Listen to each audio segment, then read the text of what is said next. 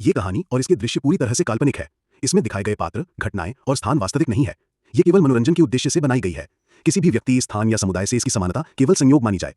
उत्तर प्रदेश के एक छोटे से कस्बे के बाहरी इलाके में एक 100 साल पुरानी हवेली खड़ी थी। उस हवेली की ऊंची ऊंची दीवारें और टूटा हुआ गेट था। बाहर की ओर एक पीपल का पेड़ था जिस पर चमगादड़ को देखकर कोई भी डर जाए।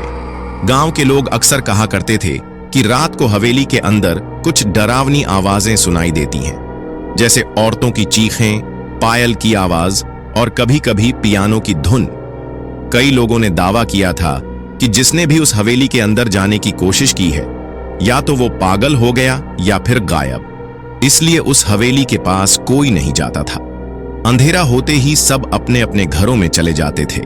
लेकिन उसी गांव में एक आदित्य नाम का लड़का रहता था जो मानता था कि भूत प्रेत कुछ नहीं होते। ये सब अंधविश्वास है। इसलिए गांव वालों को इस अंधविश्वास से बाहर निकालने के लिए उसने भूतिया हवेली में जाने का इरादा बना लिया।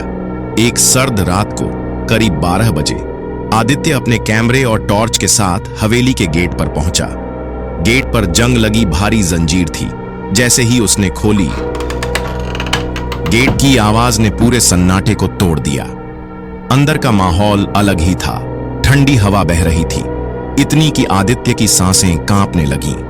हवेली के फर्श पर धूल और कांच के टुकड़े बिखरे थे। दीवारों पर टंगी पुरानी पेंटिंग्स थीं, जिनके चेहरे समय के साथ धुंधले हो चुके थे। ऐसा लग रहा था जैसे पेंटिंग की आंखें आदित्य को घूर रही हों। आदित्य ने देखा कि हर कमरे में पुराने पुराने आईने रखे हैं। उन पर इतनी धूल जमी थी कि चेहरा साफ नहीं दिखता था। लेकिन एक पल के लिए उसे लगा कि आईने में उसकी बजाय कोई और शख्स खड़ा है, लंबे बालों वाली औरत, लाल आंखों के साथ। उसने झटके से टॉर्च हटा दी और खुद को समझाया, यह सिर्फ वहम है, डर का खेल है। लेकिन उसका कैमरा ऑन था, जिसकी वजह से कैमरे में वो सब रिकॉर्ड हो गया। करीब 12 बजे आदित्य हवेली के बड़े हाल में पहुंचा, जहां बीच में एक पुराना पियानो रखा था जिस पर मोटी धूल जमी थी। वह झुककर उसे देखने ही वाला था कि अचानक टन टन टन पियानो की 3 कीज अपने आप बज उठीं। आदित्य का दिल जोर जोर से धड़कने लगा।